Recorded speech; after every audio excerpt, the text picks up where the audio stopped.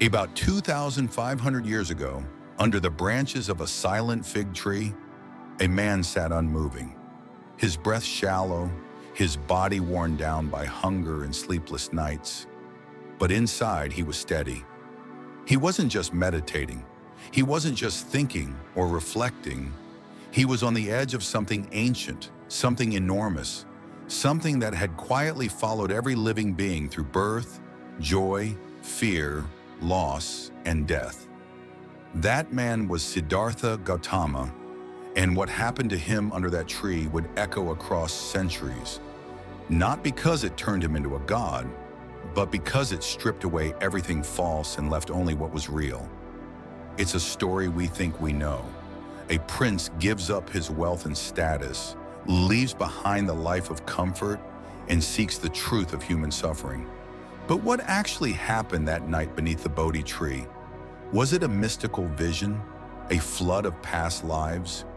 Did he suddenly see the universe unfold like a scroll of light? Or was the truth quieter, deeper, and much more radical? Many today imagine enlightenment as something fantastical, like a divine switch flipping in the brain, turning a person into a serene, glowing being who never gets frustrated, who floats above the daily grind, untouchable by pain. But if you've ever read the Buddha's words or really listened to those who have walked this path for years, you'll realize that enlightenment isn't some mystical superpower. It's not even that rare. What's rare is the willingness to see clearly. Under that tree, what Siddhartha found wasn't an escape. It wasn't a spell to cancel out the world. It was insight. Deep, undeniable insight into the nature of reality itself. According to the ancient texts, 3 profound understandings opened up within him. First, he saw the countless lives he had lived before. Different forms, different stories, all bound by the same thread. Then he saw how all beings are caught in this cycle of birth, death, and rebirth, not because of fate or punishment, but because of craving, clinging, and confusion. And finally, he realized a truth so simple it defies belief. Suffering has a cause, and it has an end. There is a path, and anyone can walk it. By the time the morning star rose and the first light of dawn touched the leaves above him, Siddhartha was no longer seeking. He was no longer struggling. Something had shifted, not in the world, but in how he saw the world. He didn't suddenly become immune to pain. He didn't become invincible. He still aged. He still felt hunger. His body would still one day die, but he no longer suffered in the way the rest of us do, because he no longer created suffering from what life naturally brought. And this is the part that challenges everything we think we know, because what changed wasn't the outside, it was his relationship to the inside. Instead of reacting, he saw.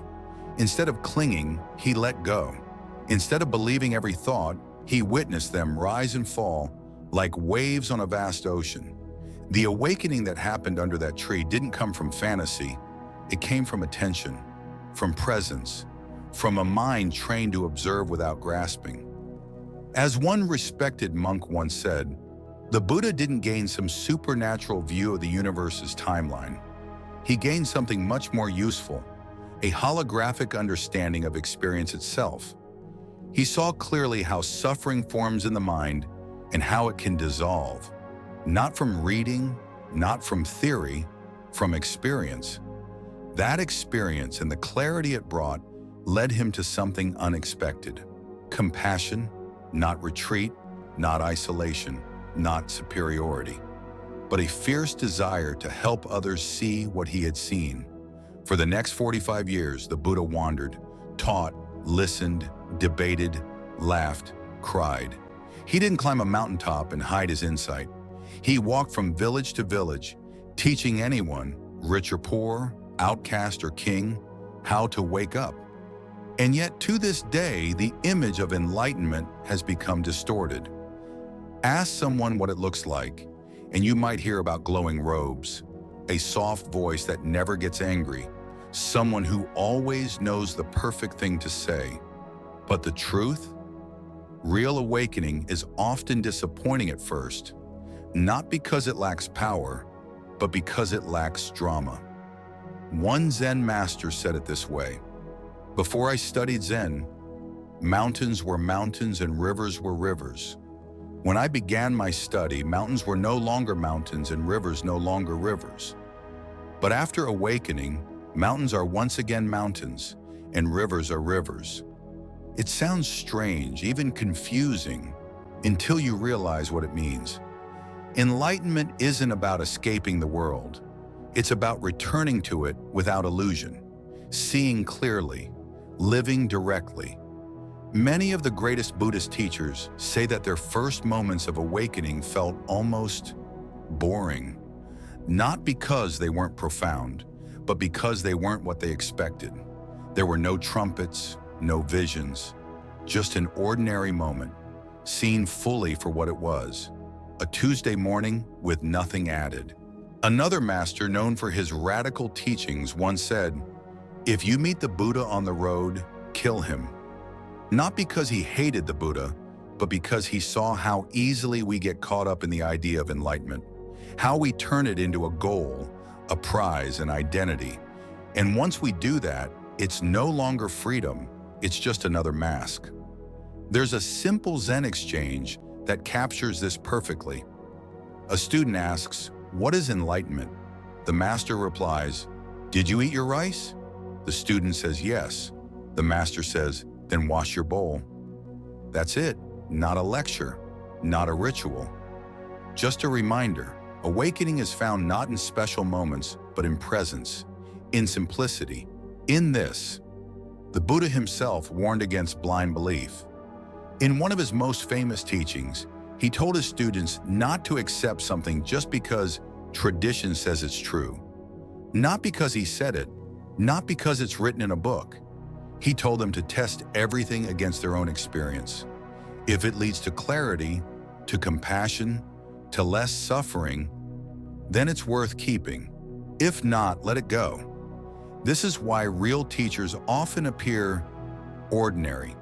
They eat, they get tired, they make jokes, because the point isn't to become divine, it's to become fully human, without clinging, without delusion.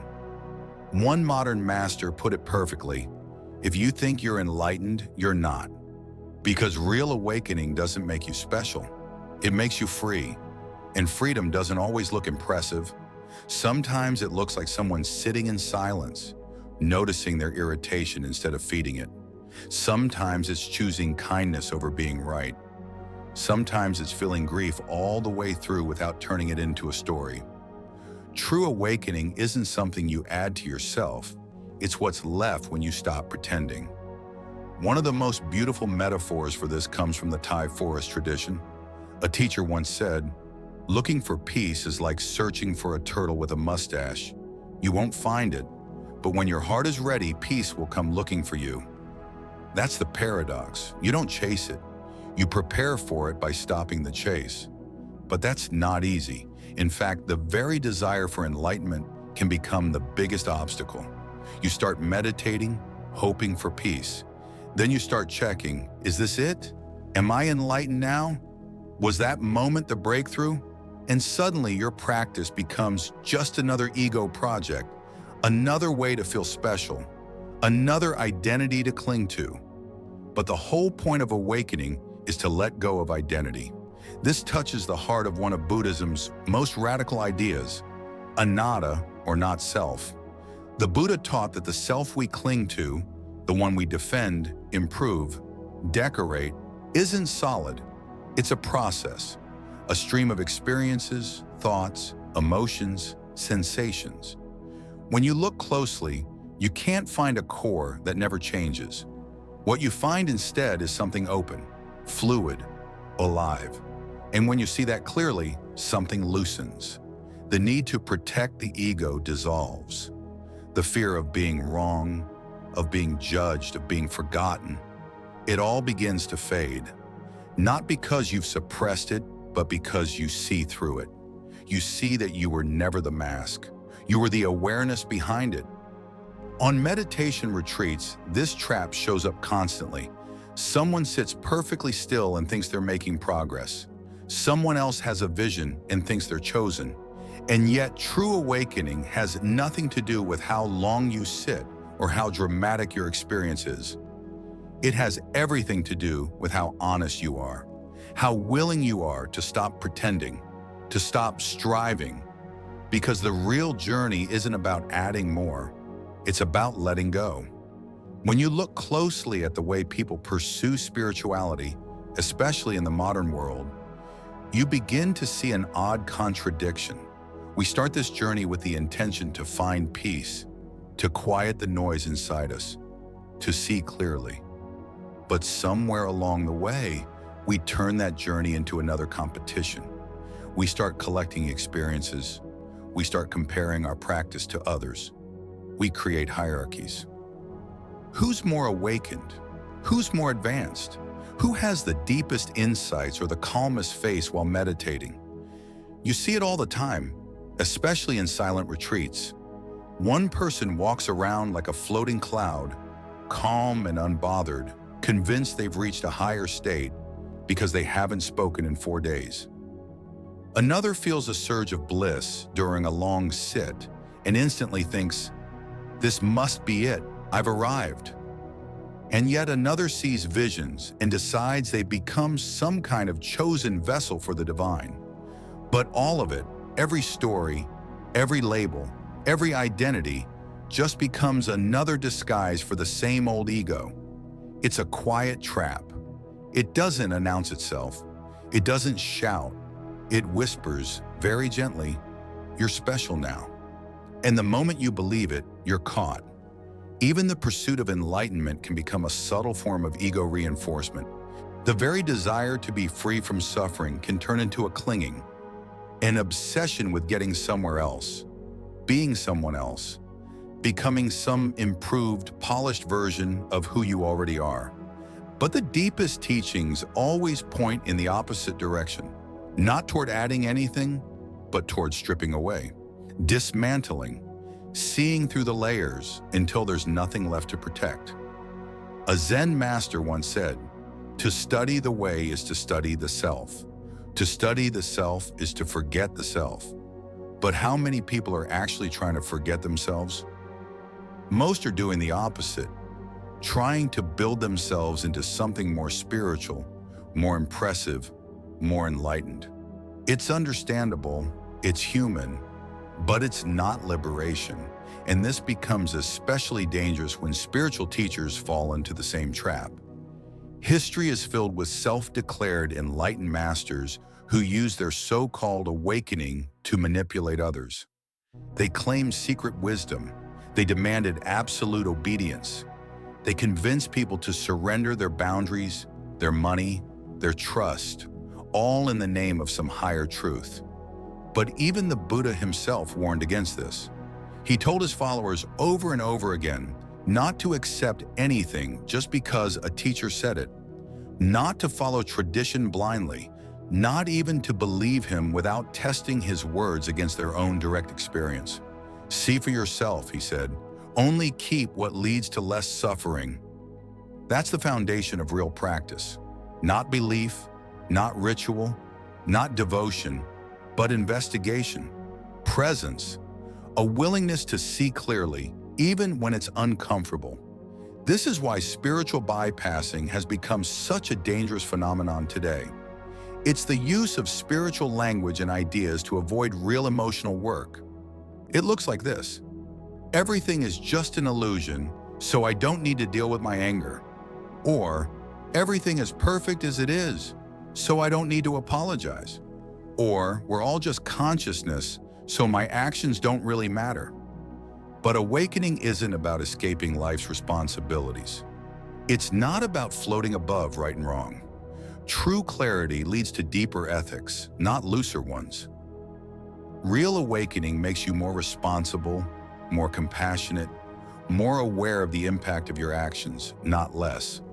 Because if you really see the interconnection of all things, if you really understand that your suffering is not separate from anyone else's, then how could you not care? How could you harm another and call it spiritual? This is why the most awakened people are often the most quiet about it. They don't make declarations, they don't claim authority, they live in a way that speaks for itself. You can feel it in their presence, in how they listen, how they move, how they pause before responding.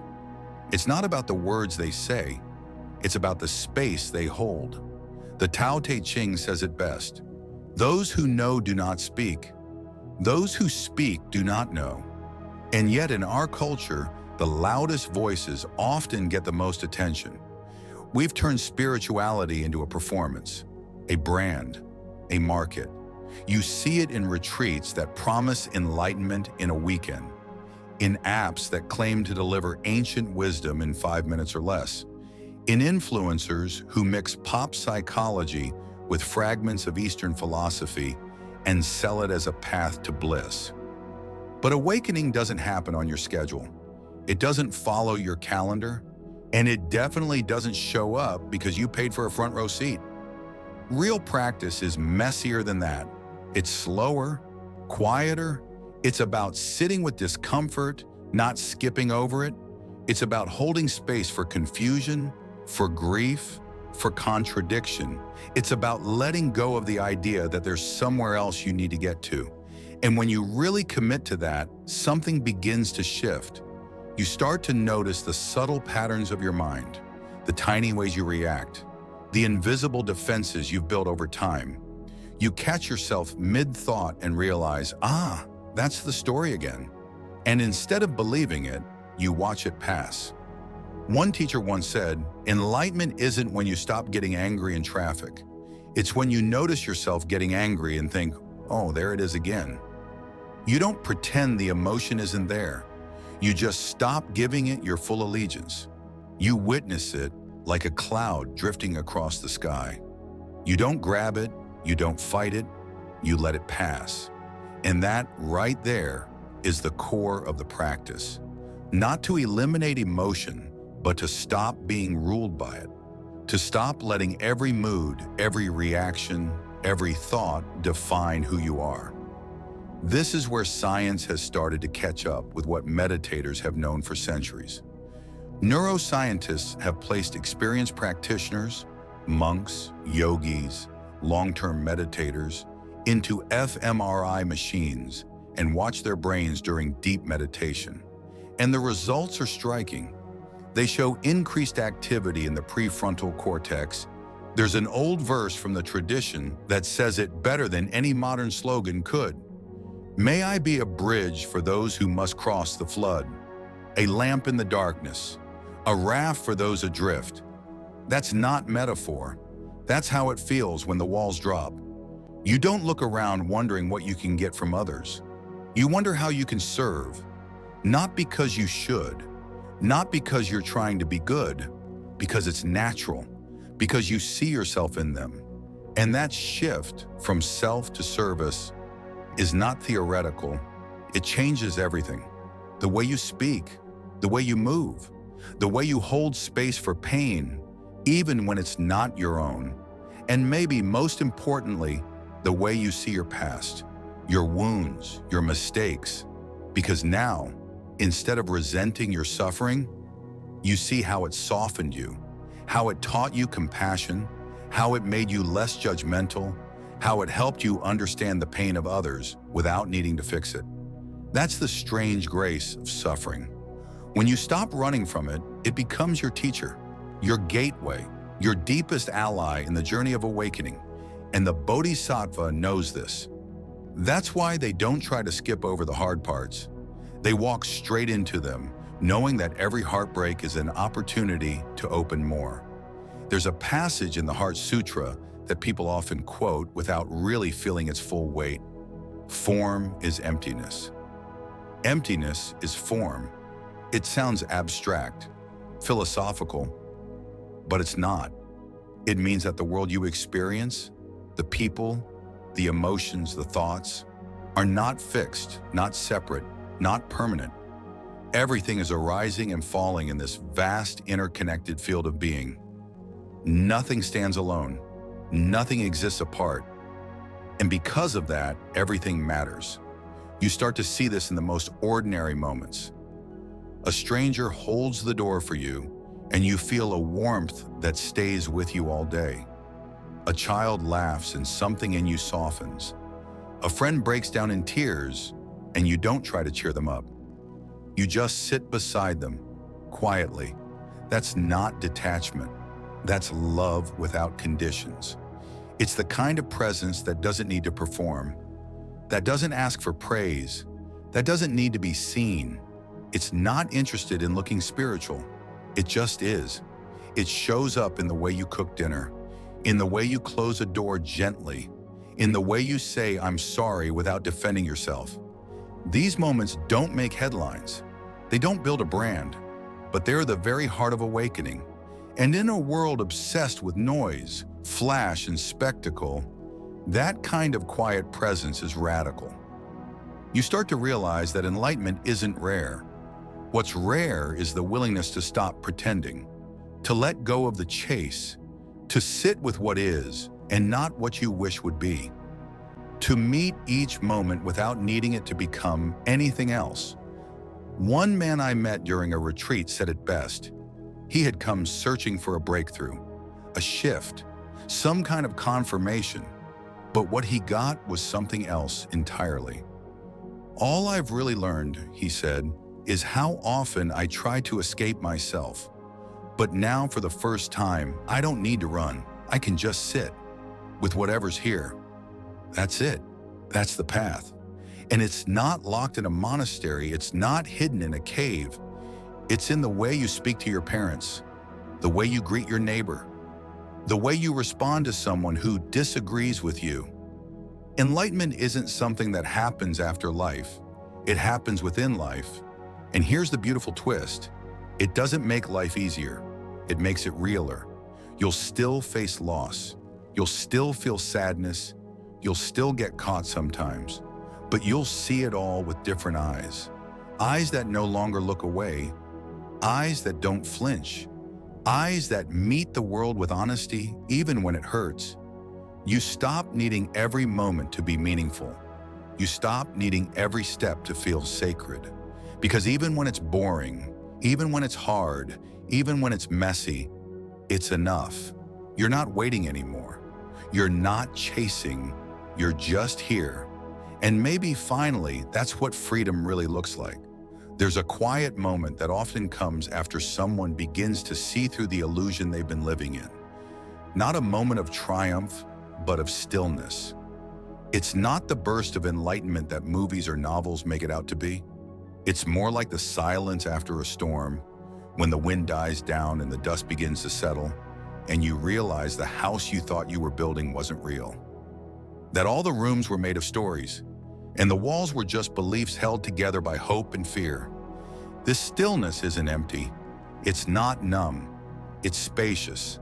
And in that space, something ancient begins to rise. Something quieter than thought, deeper than identity, and more trustworthy than any philosophy or dogma. It's not an idea of who you are. It's not a title or role. It's a direct recognition. You are not the story you tell. You are not your past. You are not the voice that narrates every moment of your life. You are what sees it all. And this seeing changes everything. Not in a dramatic way, but in a subtle, continuous unfolding. You start to feel like you're not living through your thoughts anymore, but watching them. You hear the fear, but it no longer drives the car. You feel the sadness, but it no longer defines the whole day. You still experience life fully, but it doesn't pull you under. You float, not because you're trying to escape, but because you're no longer anchored to something that was never solid to begin with. It's not that emotions stop arising. It's that the tight grip they once had loosens. They move through you like clouds passing across a vast sky. Anger comes, but it doesn't possess you. Jealousy whispers, but you don't act from it. Anxiety flares, but you meet it with breath, not panic. This is what happens when awareness becomes your home, not your weapon, not your trophy, but your resting place. And slowly your life begins to shift, not in appearance, but in texture. You walk through the same doors, speak to the same people, do the same work, but you're no longer waiting for something else to happen. You're no longer living for the next big moment, the next breakthrough, the next badge of progress. You're simply here with what is, fully, freely. That's why so many awakened people appear surprisingly normal. You wouldn't recognize them by how they dress or how they talk. You'd feel it in how they listen, how they pause, how they don't rush to fill silence with noise or prove anything with words. There's a steadiness in them, not a forced calm, but a kind of grounded softness, like they've made peace with the world and no longer need to conquer it. This kind of awakening doesn't sell well. It can't be packaged. It doesn't look impressive on Instagram. It doesn't feed the ego or fuel ambition. It dissolves those things. And because of that, most people walk right past it, still searching for something shinier, still hoping to become someone more enlightened than they are. But here's the paradox. Every step you take chasing enlightenment pulls you further from it. The more you want it, the more you believe it's something outside of you, something to be earned, achieved, attained.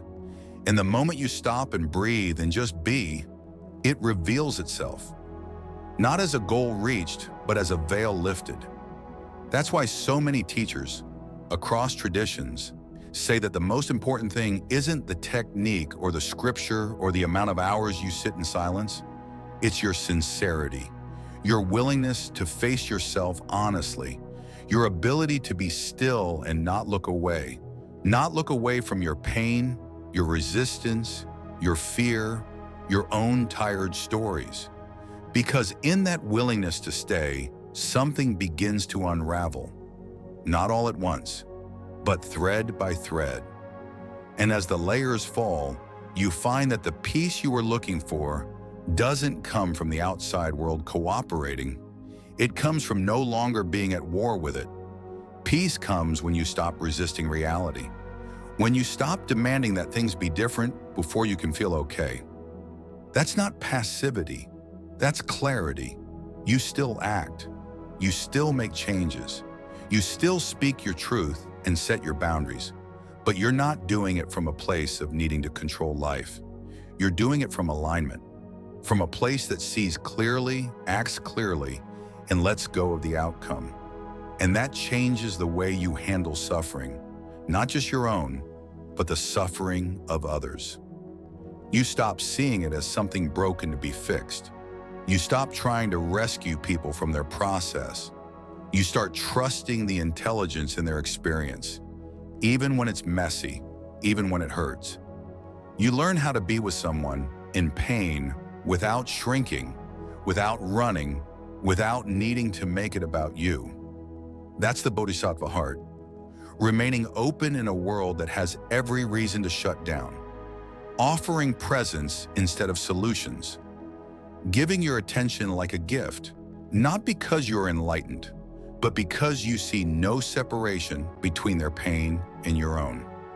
One teacher described it like this: at some point, the line between me and you starts to fade, not in a metaphorical way, but in a very real, lived way.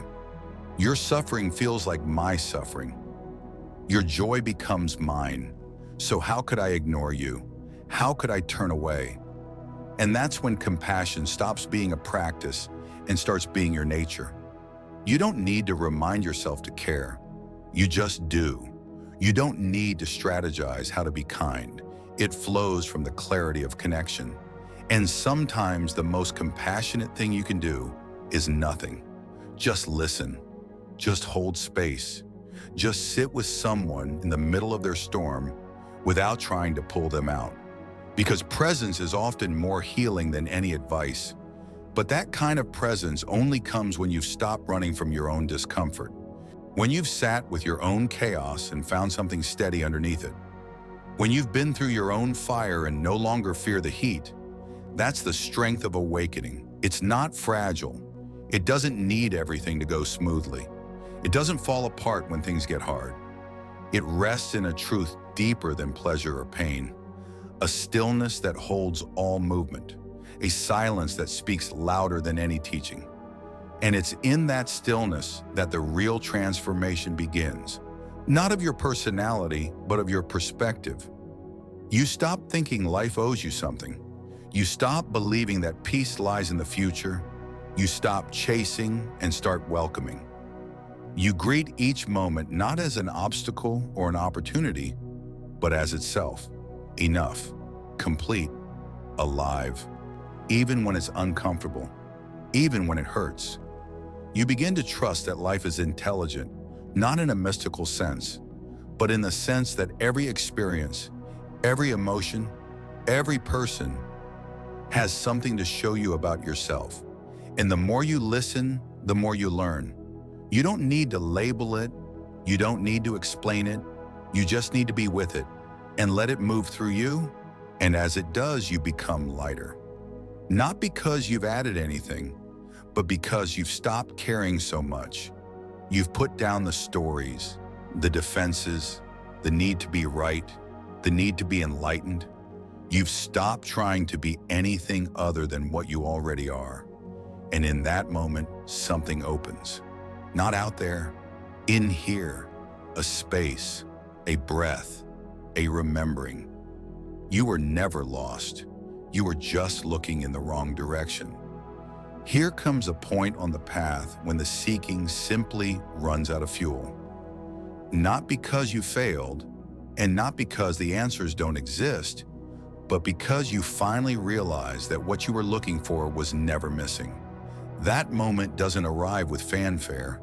It usually sneaks up on you in the most ordinary way. When you're tired of striving, tired of pretending, tired of trying to manufacture meaning out of moments that just are. And so you stop, not out of defeat, but out of clarity. You stop chasing the experience. You stop comparing your practice. You stop measuring your silence. And in that pause, something shifts. Not because you made it happen, but because the space was always there, waiting. And that's when you start to understand what all the old teachers meant.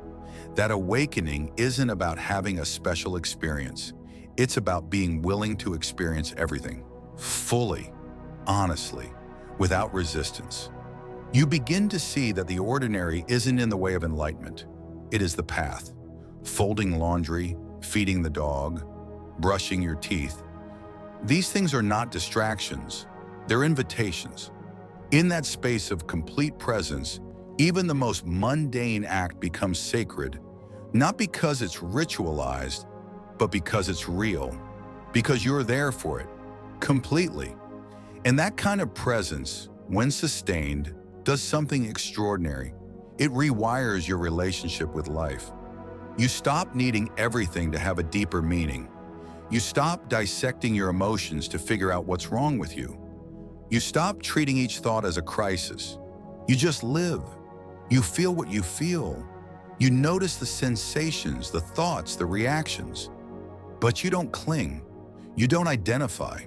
You let it all pass like wind through a field. And there's a kind of freedom in that. A freedom you didn't know you were missing. Because most of what we suffer isn't caused by the things themselves, but by our reactions to them. The fear that our sadness means something bad. The belief that our anger makes us unspiritual. The shame we carry for being human. But when awareness becomes your anchor, all of that softens. You begin to see your humanity not as a problem to fix, but as a miracle to honor. And this clarity doesn't make you passive. It doesn't numb you out. It makes you more alive. You feel everything, but without drowning. You care deeply, but without attachment. You move through the world lightly, not because you don't love, but because you're not carrying the weight of your illusions anymore. One of the most overlooked aspects of awakening is how practical it is. We're so conditioned to associate spiritual growth with lofty language and cosmic ideas that we miss how simple it really is. Awakening is reflected in how you handle being misunderstood, how you treat someone who can't offer you anything in return, how you respond when things don't go your way. It shows up when you're exhausted and instead of snapping, you take a breath. When you're disappointed and instead of blaming, you feel your grief. When someone hurts you and instead of retaliating, you speak honestly from the heart. These aren't grand gestures. These are moments of real presence, real courage, real intimacy. And those moments are available to all of us. Not after 10 years on the cushion, not after we've healed every wound. Right now. This is where the Bodhisattva path becomes more than poetry. It becomes a lived practice. Because when you're no longer caught in your own story, you have space to care. You have the energy to serve, not from obligation, but from recognition. The recognition that there's no difference between you and the one in front of you, that their pain is your pain, their joy is your joy. And so the question stops being, how do I get free, and becomes, how can I help others remember that they were never bound? That's not martyrdom. That's not sainthood. That's love. And love, when it's no longer entangled with identity or expectation, is the most transformative force in the world. It doesn't demand, it doesn't possess, it doesn't control. It simply sees and accepts, and in doing so, allows transformation to happen. That's what presence does. It makes space for things to unfold naturally. It stops forcing, it stops fixing, it trusts the process. Not because it's easy, but because it's real. And real is what we're all longing for. Underneath the striving, underneath the success, underneath the performance, we just want to be real. To be seen, to be held without conditions. Awakening makes that possible, not because it gives you something new, but because it strips away what never belonged. The masks, the roles, the false identities, and in their place, something ancient and familiar returns. A quiet sense of belonging, not to a place, not to a person, but to life itself. You begin to see that nothing is outside of this. Not your fear, not your joy, not your confusion, not even your resistance. It all belongs. It all rises and falls within awareness. And the moment you stop fighting it, the moment you stop believing the lie that you should be somewhere else, someone else, something else, that's the moment freedom begins, not later. Now in this breath, in this body, in this ordinary, extraordinary moment. And that realization doesn't need to be expressed with grand declarations. It's expressed in the way you live, in the way you walk through the world with open eyes and a soft heart, in the way you meet pain with gentleness, in the way you meet joy without grasping. It shows up when you let go of control, when you release the need to be understood, when you stop chasing and start welcoming. Not just the good, but the whole of life. That's what it means to be awake. Not to escape the world, but to be fully here, exactly as it is. And in that presence, others feel it too. They may not know what it is. They may not have the words, but they'll feel safe with you. They'll feel seen because something in them recognizes the peace in you. That's how awakening spreads, not through sermons, not through conversion, but through the quiet, contagious presence of someone who is no longer pretending. And that, more than anything, is what this world needs. Not more knowledge, not more experts, more presence, more people willing to be real, willing to feel, willing to stay, willing to walk into the fire of life without flinching, willing to love without needing anything in return. That's the revolution. And it begins right where you are. Somewhere along the path, often quietly and without warning, you start to see that what you used to call you isn't a solid thing. It's not a fixed person with clear boundaries and predictable behaviors. It's more like a collection of habits, reactions, memories, moods, and preferences stitched together by repetition and memory. You realize that the self you defended for years, the one you thought you had to protect at all costs, is actually made of nothing more than thoughts, and those thoughts aren't even yours. They rise, they fall, they echo what you've heard, what you've feared, what you've hoped, but they are not you. And when that recognition starts to settle, not just as an idea, but as an embodied knowing, it's like someone took a key and opened the back door of your mind. Suddenly you can step outside, not escape, not deny, but witness. You become the sky instead of the storm. And in that witnessing, you begin to live differently. You laugh more, not because everything is funny, but because you've stopped taking every thought so seriously. You cry more easily too, not from despair, but from how deeply you feel the world now that you're not running from it. This kind of freedom isn't glamorous. It doesn't make headlines.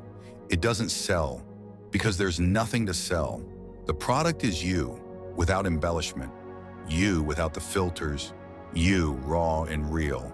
And in a world addicted to projection and performance, that's the rarest thing of all.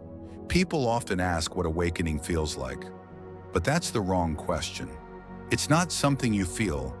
It's what remains when the compulsive need to feel something special falls away. It's not a peak state. It's not a blissful trance. It's a deep, steady knowing that whatever arises, it too will pass. That joy doesn't need to be clung to, and pain doesn't need. This is what makes awakening practical. It's not about what you feel when you're alone on a mountaintop. It's about how you walk into a room, how you treat a stranger, how you handle being misunderstood, how you show up when it's hard.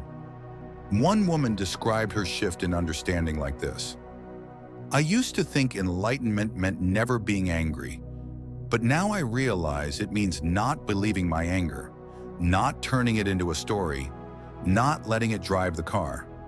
She still feels anger, but now she sees it, holds it, chooses what to do with it. That's not suppression, that's freedom. Because awakening doesn't mean you become emotionally numb. Quite the opposite.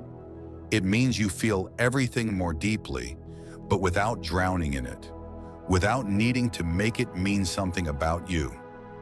You become the sky, not the weather, the space in which emotions arise and pass, not the storm itself. And this shift, subtle as it is, has enormous implications for how we live. Because the more space you have around your thoughts and feelings, the less control they have over you. You stop being yanked around by every passing emotion. You begin to live from something deeper, something steadier. But this kind of clarity isn't flashy. It doesn't look like enlightenment. It looks like patience, like forgiveness, like someone who used to yell, now pausing to breathe. It looks like a person listening to criticism without needing to strike back. It looks like a smile that isn't hiding anything. These aren't mystical abilities. These are skills. Skills that come from seeing clearly again and again, moment after moment. But clarity doesn't mean passivity. It doesn't mean you stop caring. Awakening doesn't make you indifferent to injustice or blind to suffering. It makes you more sensitive to it. But instead of reacting with panic or rage, you respond with wisdom, with compassion. You don't need to scream to make change. You just need to show up fully, openly, without the walls. This is what many people miss when they imagine an awakened life. They think it means being above it all. But the most awakened beings throughout history weren't removed from the world. They were deeply engaged with it. The Buddha didn't vanish after his awakening. He walked, taught, listened. He dealt with jealousy among his monks. He comforted grieving parents. He resolved arguments. He sat with the sick. That was his enlightenment in action. Because real awakening doesn't pull you away from life. It invites you back into it, with clearer eyes and a softer heart. You're not trying to fix the world so you can finally be at peace. You find peace so you can help heal the world, not from a place of superiority, but from solidarity. This is why the Bodhisattva path is so powerful. It flips the idea of spiritual success on its head. Instead of striving to escape suffering, the Bodhisattva says, I'll stay until all beings are free. Not out of martyrdom, not because they feel guilty, but because they've realized there is no me without you. There's no private salvation. We rise together or not at all, and this changes everything. When you stop seeing yourself as a separate self, climbing a spiritual ladder, and start seeing yourself as part of a vast, interconnected web, then compassion becomes natural, not forced, not performed, just a response to the truth of things. This isn't about being perfect. It's about being real. That's why the truly awakened don't need to call themselves awakened. They don't need titles. They don't need followers. Their presence speaks louder than their words. Their attention is their power. Their humility is their strength. They don't need to impress you. They just need to see you. And perhaps that's the most important part of this entire journey, the way it allows you to see, not through the lens of judgment, not through the filter of fear, but through the eyes of awareness. Clear, software, steady. You see yourself not as a project to fix, but as a process to honor. You see others not as enemies or obstacles, but as fellow travelers. You see life not as something to survive, but as something to meet, fully, completely, just as it is. And you begin to understand that awakening isn't the end of the path. It's the beginning of a new way of walking it. Not faster, not higher, just more awake. It began with a man sitting under a tree, not in glory, not in divine light, just in stillness. Silence wrapped around him like a second skin, and the dust of the earth clung to his bare feet as he sat unmoved, untouched by the world he had once ruled. This man, once a prince, had abandoned all he knew, his kingdom, his wife, his son, the scent of perfume halls and the assurance of silk sheets, in pursuit of something most would never dare to name aloud: truth. But what he found under that tree wasn't what people expected. It wasn't power. It wasn't prophecy. It wasn't a golden halo of insight or visions that stretched through lifetimes. What he found